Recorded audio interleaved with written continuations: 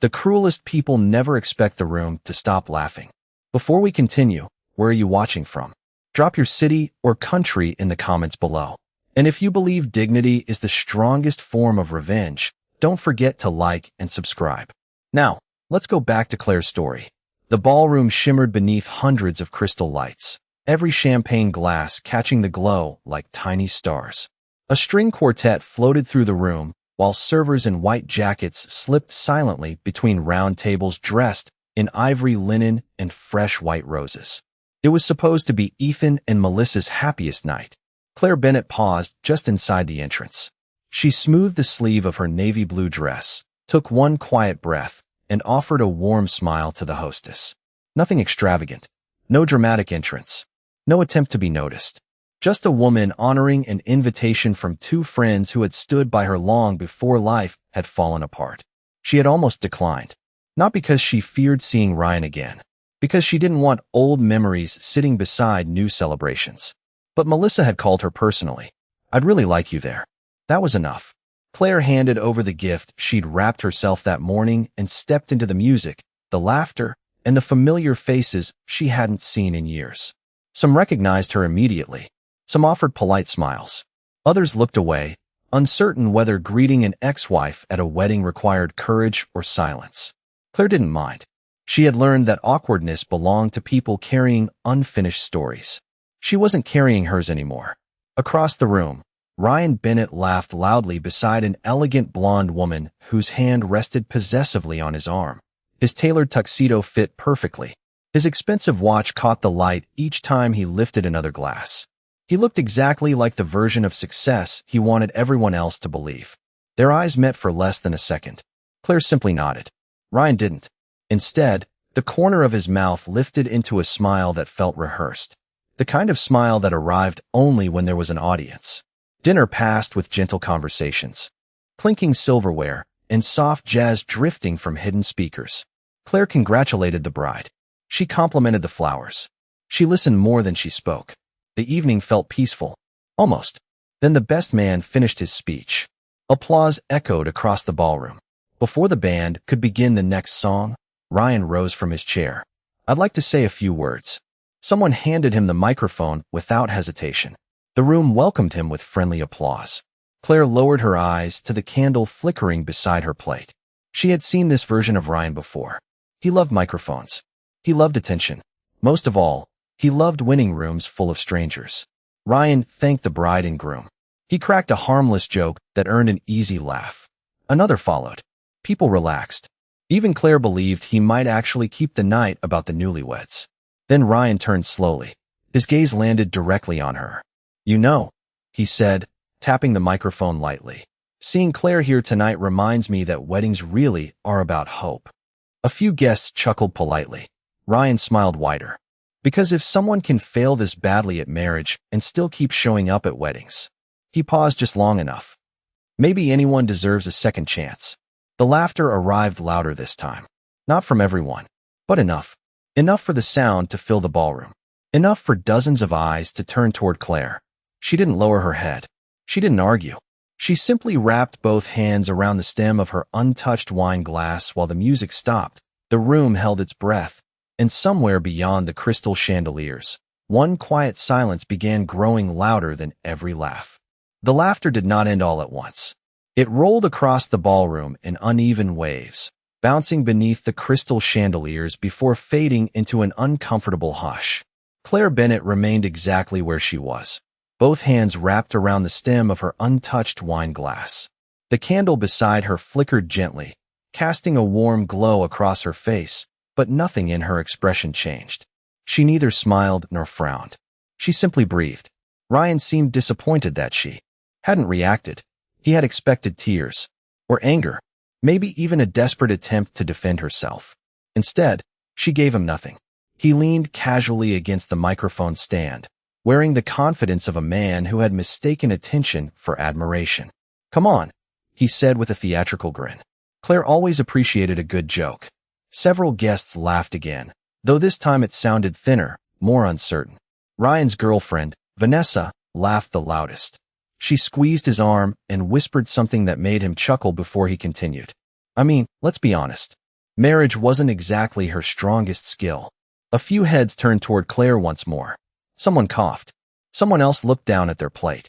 Claire slowly lifted her glass, took the smallest sip of water, then carefully placed it back on the tablecloth without making a sound. Her silence unsettled Ryan more than any argument could have. "So quiet tonight," he continued. "That's new." He waited. Still nothing. The room seemed to be waiting with him. Claire finally looked up, meeting his eyes from across the ballroom. There was no resentment in her gaze. No plea for mercy. Only calm. It was the kind of calm that people earned only after surviving storms no one else had witnessed. Ryan mistook it for weakness.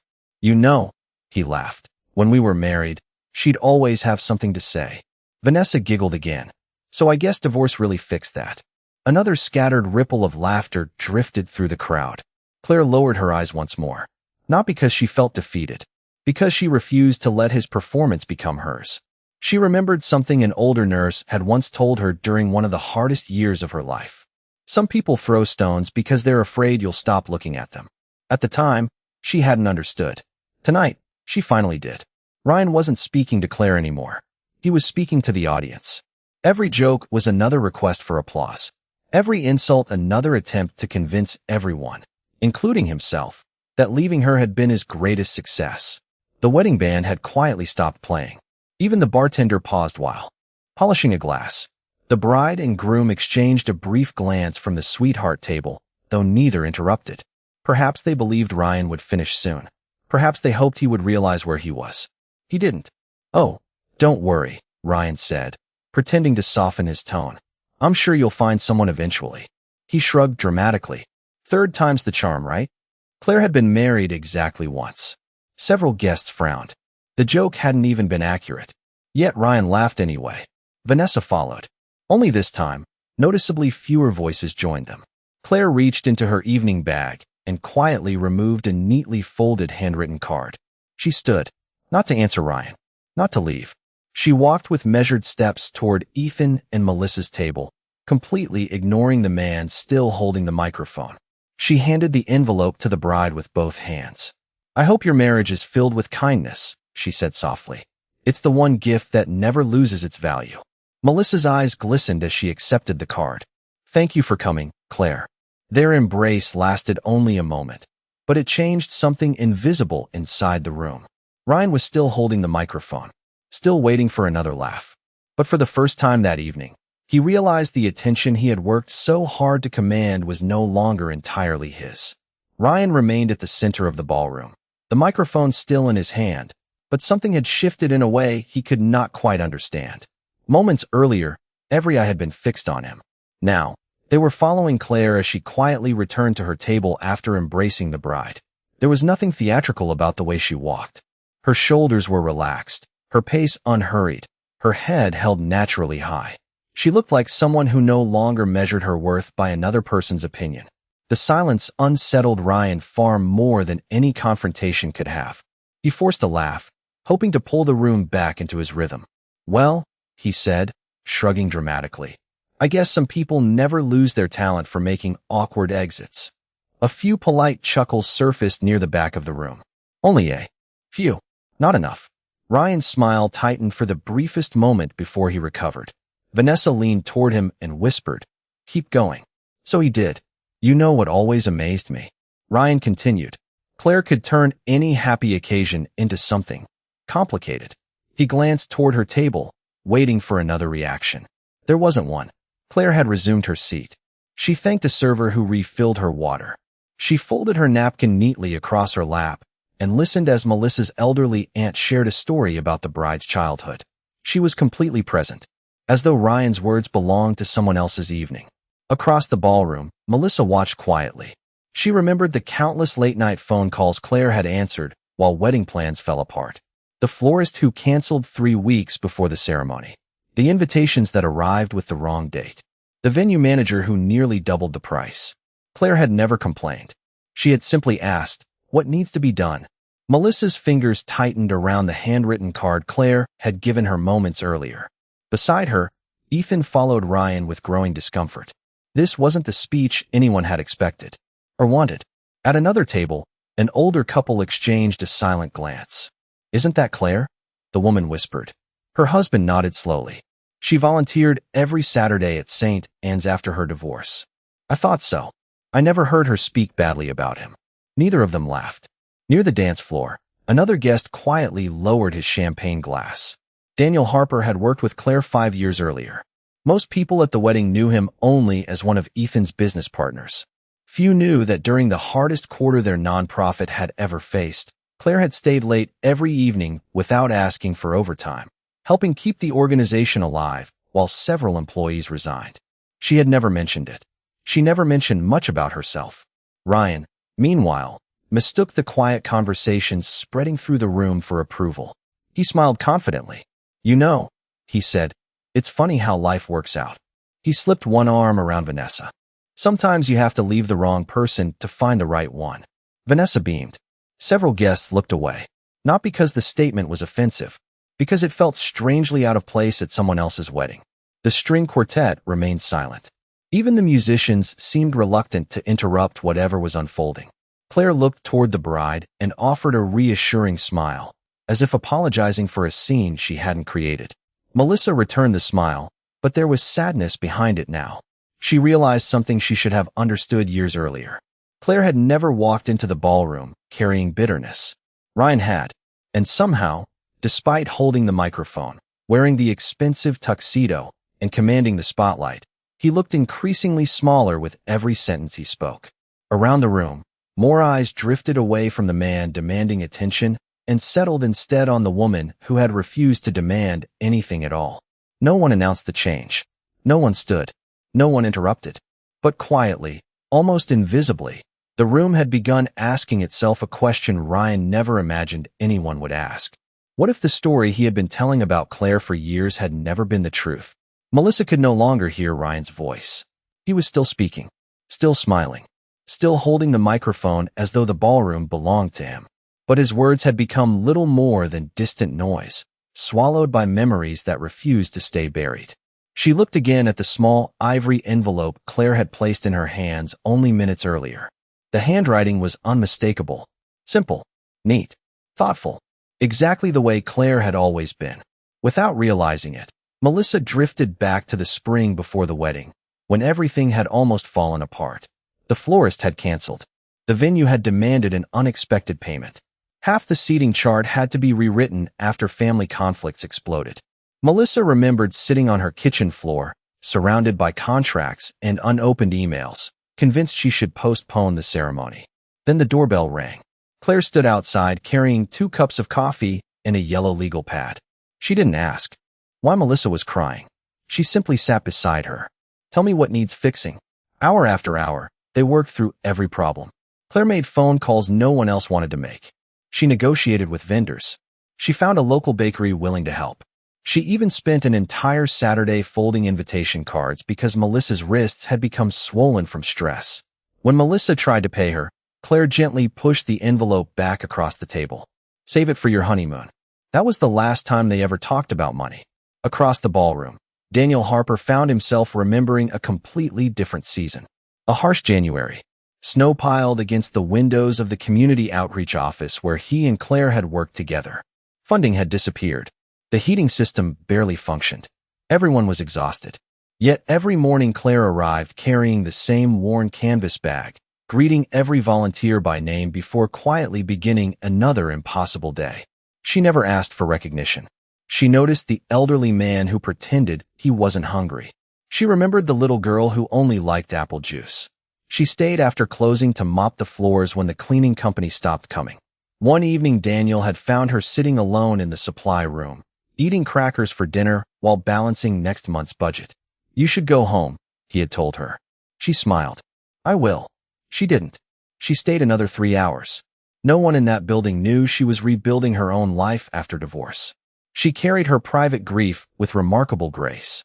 Margaret, seated near the dance floor, closed her eyes for a brief moment. Every Saturday morning at St. Anne's community kitchen, Claire had arrived before sunrise. She tied on an apron, brewed coffee, sliced bread, and welcomed strangers as though they were neighbors she had known forever. When a young mother once apologized for needing extra food, Claire had quietly packed another bag. No apology, she whispered. Everyone needs help sometimes. Margaret had watched hundreds of volunteers come and go over the years. Few returned. Claire always did. Rain, snow, holidays. She simply kept showing up. Back beneath the crystal chandeliers, Ryan laughed at another joke that echoed more loudly than anyone else's response. Vanessa smiled beside him, but even she began glancing around the room, sensing the atmosphere had shifted in ways she couldn't explain. The applause he expected never came. Instead, conversations were happening in lowered voices. People weren't discussing Ryan's speech anymore. They were exchanging stories. Small stories. Quiet stories. Stories of unexpected kindness. Stories that had never made headlines. Stories Claire herself had never told. Ryan had spent years defining Claire by the ending of their marriage. Without realizing it, everyone else was beginning to define her by the life she had built afterward. The contrast was becoming impossible to ignore. Melissa carefully slipped Claire's handwritten card into her clutch, lifted her eyes toward the woman sitting peacefully across the ballroom, and understood that the strongest reputation was never created by defending yourself. It was built, one quiet act of kindness at a time, until one day an entire room remembered it all at once. Ryan finally lowered the microphone, convinced he had ended on a winning note. He expected applause. Instead, he was met with something far more unsettling. People had begun talking to one another instead of listening to him. Not loudly, just enough for dozens of quiet conversations to weave through the ballroom like invisible threads. He frowned. This wasn't how attention was supposed to work. Attention was supposed to stay where he placed it. Vanessa leaned closer and whispered, "Maybe we should sit down." Ryan forced a confident smile. In a minute, he scanned the room, searching for familiar faces willing to laugh with him again. Most of them avoided his eyes. Across the ballroom, Claire remained seated, listening as Melissa's grandmother described how she and her husband had danced to the same song 60 years earlier. Claire laughed softly at the story. It was genuine, unforced. For the first time all evening, several guests found themselves smiling simply because she was. Daniel Harper quietly stood from his chair and walked toward the coffee station. On the way, another guest stopped him. "Is that the Claire you used to work with?" Daniel nodded. "The same Claire. I barely know her," the man admitted. "But she doesn't seem like the person Ryan described." Daniel looked across the room before answering. "That's because she isn't." The conversation lasted only seconds. But someone nearby overheard it. Then someone else. Little by little, scattered memories began connecting like pieces of a puzzle. A woman remembered Claire organizing a fundraiser after a local family's house burned down. Another guest recalled that Claire had delivered meals to his recovering father for nearly a month without telling anyone. An older gentleman quietly mentioned that Claire had once spent Christmas Eve reading books to children at the hospital because several volunteers had canceled. None of those stories had anything to do with Ryan. None of them were dramatic. That was precisely why they mattered. Kindness performed without an audience often leaves the deepest impression. Melissa watched these conversations spread across the room. No one was defending Claire because they pitted her. They were defending the version of her they personally knew. One memory at a time. Ryan, however, interpreted the whispers differently. He assumed people were still talking about his jokes. With renewed confidence, he raised his champagne glass. "Here's to new beginnings," he announced loudly. Vanessa clinked her glass against his. Only 2 or 3 others followed. The hollow sound echoed awkwardly through the ballroom. Ryan's smile faltered. Melissa slowly stood. She wasn't angry. She was disappointed. This was supposed to be the happiest evening of her life. Instead, the celebration had become a stage for someone else's bitterness. She crossed the room until she reached Claire's table. For a brief moment, every conversation paused. "I'm so glad you came," Melissa said quietly. Claire looked up with gentle surprise. "I wouldn't have missed it." Melissa squeezed her hand. "Thank you for everything." Claire tilted her head slightly. "You don't have to thank me." "Yes," Melissa replied, her voice barely above a whisper. "I really do." Ryan watched the exchange from across the ballroom. He couldn't hear the words. He only saw the bride standing beside his ex-wife. Smiling. Grateful. Respectful. It made no sense. His joke should have made Claire smaller. Instead, every minute that passed seemed to make her more impossible to ignore. Without planning it, more guests began drifting toward Claire's side of the room. Some greeted her. Others simply smiled. One elderly couple shook her hand before returning to their seats. No speeches were made. No dramatic confrontations unfolded. Just quiet acknowledgments from people whose lives she had touched long before this wedding. Ryan remained where he was, champagne glass still raised, waiting for a celebration that never came. For the first time all evening, he realized he wasn't losing an argument. He was losing something far more valuable. The room itself.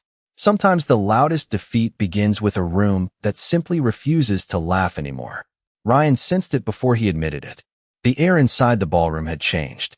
The warmth that had filled the reception only an hour earlier now carried a strange tension. Crystal chandeliers still sparkled above polished marble floors. Candles still flickered between white roses. The band quietly waited for a signal to resume. Yet something invisible had settled over the celebration. Expectation. Not of another joke. Of what would happen next. Ryan cleared his throat and lifted the microphone once more. "Well," he said with a forced grin, "I guess everyone's feeling sentimental tonight." His voice echoed farther than before because no one interrupted him. No one encouraged him, either. Vanessa offered another supportive smile, but even she shifted uneasily in her chair as she noticed people avoiding their table. Ryan laughed at his own remark. The sound faded almost immediately. Across the ballroom, Claire remained exactly where she had been. She wasn't collecting sympathy. She wasn't whispering explanations. She wasn't convincing anyone to take her side. Instead, she listened patiently as Melissa's grandfather spoke about serving in the Navy decades earlier. Claire asked thoughtful questions, smiled at the old photographs he proudly showed from his wallet, and thanked him for sharing the memories. She made him feel heard. It was such an ordinary moment that most people would have overlooked it. Except several guests didn't. They noticed the difference between someone demanding attention and someone giving it. Melissa quietly walked toward the bandleader. "Could you wait just another minute?" she asked softly. The musician nodded without hesitation. This wasn't the right moment for dancing. Not yet. Daniel Harper watched Ryan standing alone beneath the spotlight. A strange realization settled over him. Ryan hadn't actually talked about the bride, or the groom, or marriage. Every sentence had circled back to himself, to proving he had won. Daniel suddenly wondered whether Ryan had ever understood what winning truly looked like. Nearby, Margaret leaned toward another volunteer from St. Anne's. "He still doesn't see it," she whispered. The woman gently shook her head. "No. He thinks she's the one standing alone." Their eyes drifted toward Claire. But Claire wasn't alone. A young couple had stopped by her table simply to say hello. Melissa's aunt thanked her for helping carry decorations during the rehearsal. An elderly gentleman smiled warmly before returning to his seat. None of them stayed long. None of them wanted attention. Yet together, those small moments formed something far stronger than applause. They formed quiet respect. Ryan noticed people gathering around Claire. His jaw tightened. He couldn't hear the conversations. He only saw faces softening when they spoke to her. He saw smiles that had disappeared whenever he spoke. Without thinking, he walked a few steps closer. "Ladies and gentlemen," he announced again, louder this time. Almost no one turned. The realization struck him with surprising force. He still held the microphone. Yet somehow he no longer held the room. Melissa slowly inhaled. This was her wedding. The celebration she had dreamed about for over a year. She looked from Ryan to Claire, then toward Ethan, who gave her the smallest nod. He trusted her. She straightened her shoulders. The decision settled quietly inside her heart. Enough was enough. She stepped away from the sweetheart table and began walking toward the center of the ballroom. The soft click of her heels against the polished floor echoed through the silence. Conversations faded. Heads turned. Even Ryan lowered the microphone as Melissa stopped only a few feet away from him. For the first time that evening, the bride wasn't smiling. And everyone in the room instinctively understood that whatever happened next would no longer belong to Ryan. Melissa stopped in front of Ryan without raising her voice. She didn't reach for the microphone. She didn't need to. The silence filling the ballroom had already become louder than anything amplified through the speakers. Ryan forced a nervous smile. "Melissa," he laughed lightly. "I was just trying to lighten the mood." She looked at him for a long moment. Then she glanced toward Ethan, who gave her another quiet nod. When she finally spoke, every word landed gently. "This is our wedding." Ryan's smile remained frozen. "I know." "No," Melissa replied. "I don't think you do." The room became perfectly still. Crystal glasses stood untouched. Even the waitstaff paused where they were, sensing something important was unfolding. Melissa turned slightly, letting her eyes find Claire across the ballroom. I invited Claire because she's my friend. Claire lowered her gaze, visibly uncomfortable, becoming the center of attention. She had never wanted this. Melissa continued. She spent months helping me prepare for today. Her voice trembled, not with anger, but gratitude. When everything went wrong, she was there. Ryan shifted awkwardly. I was only joking. Melissa looked back at him. I know the difference between a joke and humiliation. Those words lingered in the air. No one applauded. No one interrupted. Then, from the far side of the ballroom, a chair scraped softly against the polished floor. Daniel Harper stood. He wasn't dramatic. He simply straightened his jacket and spoke in a calm voice. I'd like to say something. Ryan stared at him, confused. Daniel wasn't looking at Ryan. He was looking at the bride. I don't know if this is appropriate, he began, but I think silence would be less appropriate. Melissa nodded. Daniel turned toward the guests. I worked with Claire for 3 years. His voice remained steady. During our hardest winter, when funding disappeared and people walked away, she stayed. He smiled faintly. She never once asked who would notice. A few people nodded. Daniel continued. Most of you know me as someone who runs community programs. He paused. I can honestly say we helped hundreds of families because Claire refused to quit. Ryan opened his mouth as if to respond. Daniel raised one hand politely. I'm not finished. The words weren't hostile. They were simply firm. Ryan fell silent. Margaret slowly rose from her chair next. Her movements were slow with age, but her voice carried remarkable strength. I've served at St. Anne's Community Kitchen for 22 years. She smiled toward Claire. I've watched volunteers come for photographs. A few quiet chuckles spread through the room. They disappear after one weekend. She shook her head gently. Claire came back every Saturday. Her eyes glistened. Not for recognition. For people. Another chair moved. Then another. Melissa's aunt stood. So did I. I remember Claire carrying boxes until midnight before the rehearsal dinner. A young father near the dance floor spoke next. My son still asks about the lady who brought books to the children's ward. Someone behind him added softly. She helped my mother after surgery. And mine. She organized our fundraiser. She visited Dad every Sunday. One sentence. Then another. No speeches. No rehearsed testimonials. Only ordinary people remembering ordinary kindness. Ryan looked around the ballroom in disbelief. He searched desperately for someone willing to laugh with him again. Vanessa remained seated, staring into her untouched champagne. Even she couldn't meet his eyes. Claire felt every face turning toward her. Embarrassment warmed her cheeks. She quietly shook her head. Please. She almost whispered it. There isn't any need. Daniel smiled kindly. Actually, Claire. He looked around the room before finishing. There is. Because for years, one man had been telling everyone who you were. Tonight, the people who truly knew you have finally decided it's their turn to speak. The room had spoken, not with applause, not with outrage, but with something far more powerful. Truth. Ryan stood beneath the chandelier, still holding the microphone, yet it suddenly felt heavier than before. His confident posture had begun to collapse beneath dozens of quiet eyes that no longer looked at him with amusement. They looked at him with disappointment. He swallowed. You're all taking this far too seriously, he said, forcing a laugh that sounded painfully alone. It was just harmless fun. No one answered. Claire slowly rose from her chair. The movement was almost invisible, but every head turned toward her. She did not march across the ballroom. She did not demand an apology. She simply stood. For a brief second, Ryan thought she was finally going to defend herself. Perhaps this was the confrontation he had been expecting all night. Instead, Claire looked first at Melissa, then at Ethan. Her expression softened. I'm sorry your wedding became this. The sentence was barely above a whisper.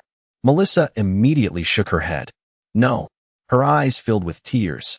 You didn't do this. Claire smiled gently. I never wanted anyone choosing sides.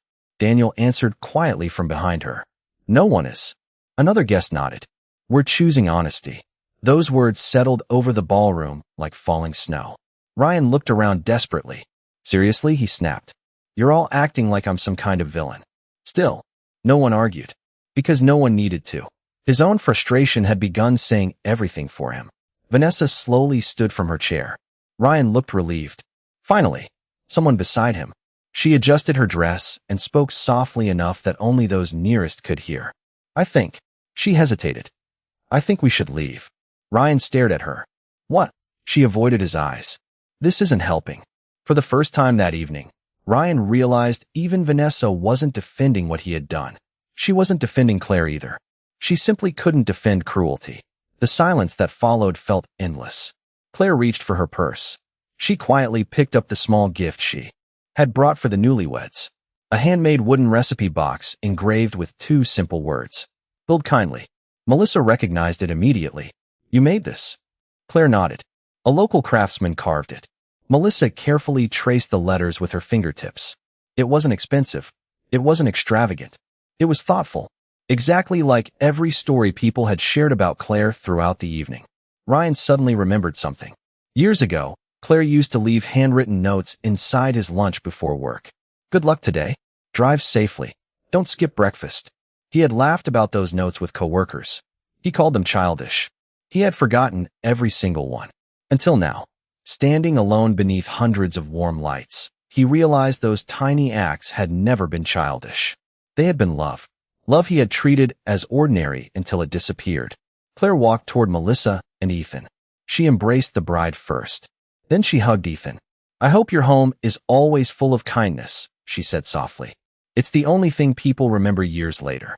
Ethan smiled. I think you're right. She stepped back. No dramatic music played. No triumphant speech followed. Claire simply prepared to leave before dinner was even served. Not because she had been defeated. Because she refused to let someone else's bitterness become the final memory of her friend's wedding. As she turned toward the ballroom doors, something unexpected happened. Daniel took a single step forward. Then Margaret. Then Melissa's grandparents. One by one, guests quietly rose from their seats. No one had asked them to. No one announced it. They simply stood. Not for spectacle. Not for revenge. But out of respect. Ryan remained frozen in the center of the room, microphone hanging loosely at his side, watching nearly every person in the ballroom rise for the woman he had spent years trying to diminish. At that moment, he finally understood the one thing he could never joke away. Respect cannot be taken from someone who has earned it.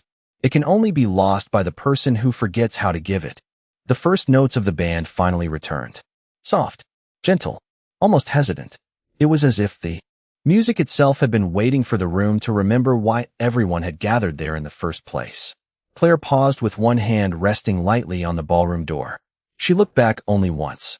Melissa was smiling again. Not because the evening had been perfect. Because truth had rescued it before resentment could destroy it. Claire smiled in return. Then she quietly stepped outside. The cool night air wrapped around her shoulders as the ballroom doors closed behind her. The distant sound of laughter slowly returned inside the building, no longer forced, no longer uncertain. She breathed deeply. For the first time that evening, there was complete silence. The kind that heals. A black sedan waited beneath rows of glowing string lights. The driver opened the rear door. Good evening, Miss Bennett. She thanked him with the same quiet warmth she thanked everyone. No one inside the ballroom saw her leave. No one needed to. Her story had already been told. Inside, Ryan remained exactly where he had been standing. The microphone had long since been taken away. Guests walked past him politely, offering small nods before returning to conversations that no longer included him. No one argued. No one mocked him. The absence of attention felt heavier than any accusation. Vanessa slowly picked up her purse. I think I'll call a ride. Ryan looked at her, exhausted. You're leaving too? She hesitated.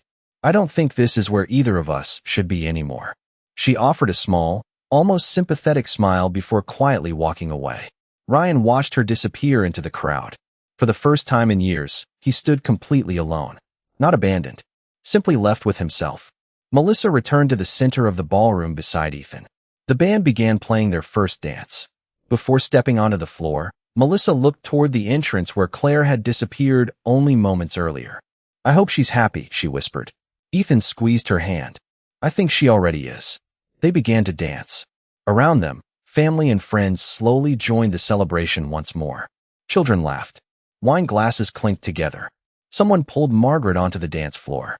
Daniel smiled as volunteers from the community kitchen teased one another across the tables. Life continued, just as it always does. Weeks later, The wooden recipe box Claire had given the couple found its place in their kitchen. Inside were recipe cards collected from grandparents, neighbors, friends, and future children yet to be born.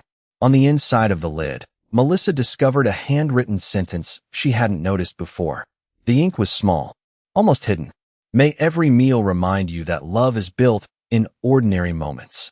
Melissa traced the words with her fingertips and smiled. Years later, guests would remember that wedding. Not because of Ryan's speech, not because of the uncomfortable silence. They remembered it because an entire room quietly chose dignity over humiliation.